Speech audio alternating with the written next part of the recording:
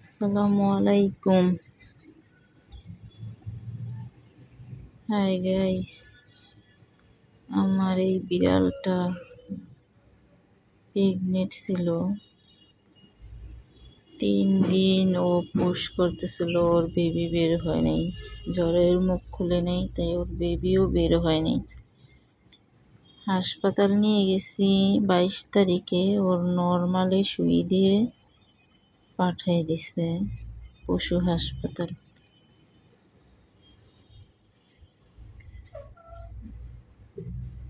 Normal সুই দিয়ে পাঠিয়ে দিছে, বলছে আজকে না হলে কালকে নিয়ে আসবেন। 23 তারিখে নিয়ে গেছি। 23 তারিখে সিজার করে ওর 2টো বাচ্চা মৃত আর 2টো বাচ্চা জীবিত বের হয়েছে, কিন্তু ওনাদের ওইখানে এসি চলছে, তাই বাচ্চাগুলো ঠান্ডা ছিল অনেক। 22 তারিখে সিজারটা করলে 4টা বাচ্চাই বাঁচত। ওনারা নর্মাল দিয়ে পাঠিয়ে দিছে। এখন 23 তারিখে সিজার করছে, 3 দিন পরে নিয়ে যেতে বলছে, ড্রেসিং করবে। 3 দিনের দিন নিয়ে গেছি। তারপরে বলছে সিলাই ভালো আছে, শুকনা ছিল। ব্যান্ডেজ খুলে দিছে। এখন বাসায় আনছি, আনার পর থেকে দেখি পানি বের হইতেছে। পানি বের হইতে হইতে ওই দিক দিয়ে সিলাই ফাইটে গেছে। সিলাই মানে পানি বের হয়ে চামড়াটা পইচে গেছে। পইচা সিলাইটার এখান থেকে সাইড়ে দিছে। সাইড়া নাড়ি ভিতরের থেকে একটু বের হয়ে আসতেছিল। তখন আবার নিয়ে গেছি পশু হাসপাতালে, বঙ্গ মার্কেটের এখানে পশু হাসপাতাল। ওইখানে নিয়ে গেছি, 17 নম্বরে দেখাইছি ওর। তারপরে আবার বলছে আমাকে সুতা নিয়ে আসেন। প্রথম দিন সিজারে নিছে 4200 টাকা। তারপরে আবার বলছে সুতা নিয়ে আসেন, তখন আবার 900 টাকার সুতা আনছি। 900 টাকার সুতা এনে দিছি। ওনারা আবার আমার সেই নতুন করে আবার সেলাই করে দিছে। ওগুলো সব খুইলা কাইটা আবার সেলাই করে দিছে নতুন করে। তারপরে আবার 3 দিনের দিন আবার সেই একই অবস্থা। 3 দিনের দিন আবার সে পানি বের হয়ে সেলাই ফাইটে গেছে, সেলাই পইচে গেছে, মাংস চামড়া পইচা সেলাই ছুটে গেছে।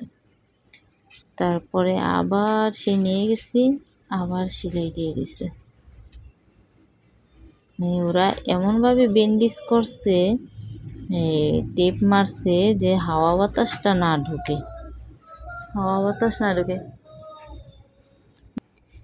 এমনভাবে টেপ মারছে যাতে হাওয়া বাতাসটা কিছুই না লাগে, যাতে পইচা যায়। ওরা টাকা খাওয়ার জন্য। যখনই গেছি তখনই ওরা সুতা আনতে বলছে। সুতা আনতে সেই ঢাকা মেডিকেল যাওয়া লাগছে। ওইখানে যে সুতা দুই পাতা সুতা আনতে বলছে। 2 পাতা সুতা 950 টাকা, কোনো দোকানে 1300 টাকা, কোনো দোকানে 1000 টাকা, এরকম চায়। পরে অনেক দাম খুঁজা পরে 950 টাকা দিয়ে আনছি সুতা। আনার পরে ওনারা সেলাই করছে, সেলাই করে দিছে। আবার 3 দিন পরে সেই সেলাই আবার পানি বের হয়ে আবার পচে যায়। এইভাবে আমার 5 দিন আজকে যে আবার সেলাই দিয়ে নিয়ে আসলাম।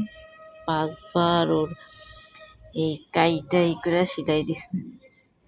এখন আমার বিড়ালটা মনে হয় না বাঁচবে।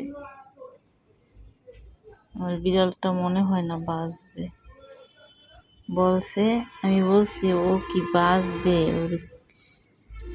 বলে এইটা হাসপাতালে মোটা করে একটা লোক আছে, একটা হয়েছে কালো হিন্দু বালাম, আরেকটা হইছে ওর ভাই, বালামের ভাই। ওর ভাই সেলাই করে দিছে আজকে। তো বলছে এই যে এটা আজকেই শেষ, এটা ট্রিটমেন্ট আর এখানে হবে না। এটা সেলাই সুইটে গেলে আর এটা কিছুই করা যাবে না। আমি বলি ও কি বাঁচবে? পরে বলতেছে যে ওরে আপনার এটা বাদ, মনে করেন এটা বাদ, তাহলে যে আমার এত টাকা গেল ওইখানে, যা চাইছে তাই দিছি। সরকারি হাসপাতালে কি এত টাকা নেয়? প্রাইভেটের এর চেয়ে কম নেয়। তাই মনে করেন আমি রাত নয় দিন নয়, আমি সারাক্ষণ ওরে আমি দেখে রাখছি। ওরে চাটতে দিই নেই, কলার পরায় রাখছি, এই খাঁচা এইখানে রাখছি ওরে, আমার বেডে এইখানে খাঁচা দিয়ে ওরে আমি এইখানে রাখছি, আলাদা রাখিনি। তারপরে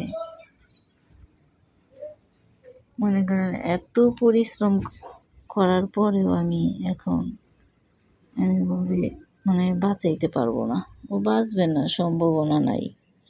যেহেতু 5 বার ওর সেলাই করা হয়েছে, কাটা হয়েছে, শরীরেতে ব্লাড সব বের হয়ে গেছে, সাদা হয়ে গেছে, ঠোঁট মোট সাদা। আমার এত সুন্দর বিড়ালটা, সবচেয়ে পছন্দের এই বিড়ালটা ছিল। আমি মনে করছি সব বিড়াল চাইরা দিলেও আমি ওরে রাখবো। যে আসতো আমার বাসায় সে এই বিড়ালটা আমার খুব পছন্দ করতো। ওর ফার কোয়ালিটি ছিল, 2 পাশে পশমগুলা পড়ে থাকতো, মাঝখানে শীতির মতো হয়ে থাকতো। ওর পিছে আমার অনেক টাকা হয়ে গেছে। টাকা যাক, তারপরে আমার যদি ও বাঁচতো তাহলে তো একটা কথা ছিল। তো ও এমন একটা বিড়াল ছিল, এমনি ধরতে দিত না, পেটে ধরতে দিত না, করে রাগ দেখাইতো। ওরে ধরা যেত না, শুধু ওর কপালের এইখানে একটু আদর করে দেওয়া যেত আর গলার নিচে, এছাড়া আর কোনো জায়গায় ধরা যেত না। ও একা থাকতো, একা বসে থাকতো। আবার অনেক খেলাধুলা করতো। ওরে ধরতে দিত না, কিন্তু ও পিছন দিয়ে এসে কি করতো, থাবা দিয়া দৌড় দিয়ে পালাইতো, আবার এসে থাবা দিয়ে আবার পালাইতো, এরকম করতো, দুষ্টামি করতো। আমার এত সুন্দর বিড়ালটা ওরা এইভাবে ওরা টাকা ইনকাম করার জন্য ওরা হেলামি করে ওরা আমার বিড়ালটারে শেষ করে দিছে তিলে তিলে।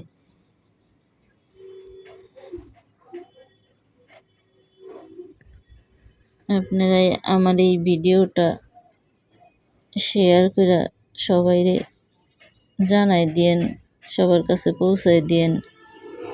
আমি কোনো সময় বলিও নেই যে আমার ভিডিওটায় লাইক দেন, শেয়ার দেন। আজকে আমি অনেক কষ্ট নিয়ে এই ভিডিওটা বানাইছি,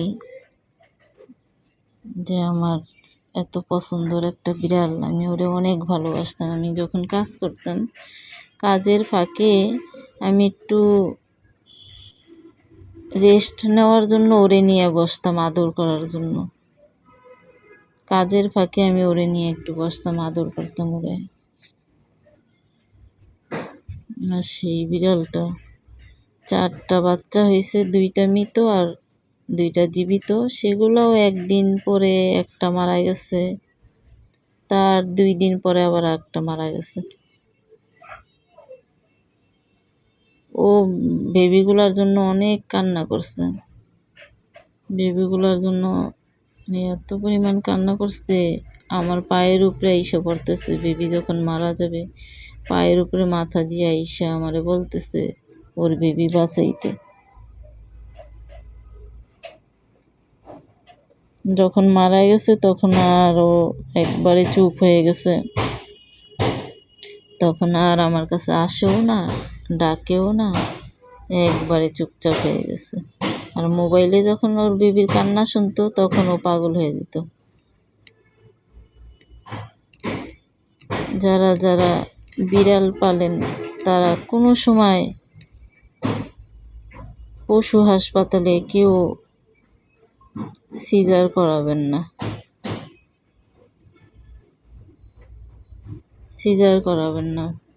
বিড়াল এমনি মরে গেল তাও ভালো ছিল, বারবার পেট কাটা, বারবার অজ্ঞান করা, কতটা যে কষ্ট।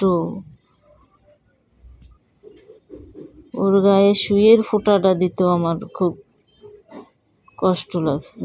আমার এখন বুকের ভিতরে মনে হইতেছে একটা ছুরি ঢুকানো আছে, আমি সেই যন্ত্রণা ভোগ করতেছি। আমি নিঃশ্বাস নিতে আমার কষ্ট হইতেছে, ওর জন্য টেনশন করে ওর দিকে তাকায়। বিড়ালটার জন্য সবাই দোয়া করবেন, আর ভিডিওটা সবার মধ্যে পৌঁছায় দিয়েন শেয়ার করে। আমি কোনো সময় বলি নেই শেয়ার করার জন্য, লাইক করার জন্য, কিন্তু আজকে আমি আমার এইটা দেখে আমার শিক্ষা হয়েছে যে পশু হাসপাতালে কি পরিমাণ টাকা নেয় আর ব্যবসা ওদের। কিন্তু যার একটা ভালোবাসার জিনিস যায় সে বোঝে। আজকে আমার এটা আমার অনেক ভালোবাসার একটা জিনিস, পছন্দের জিনিস, কিন্তু ওদের কাছে তো ওইটা নাই। ওরা পশুর মতো চিকিৎসা করছে, পশুর মতো চিকিৎসা করছে, ওদের কোনো নেই, মায়াও নেই, দয়াও নেই।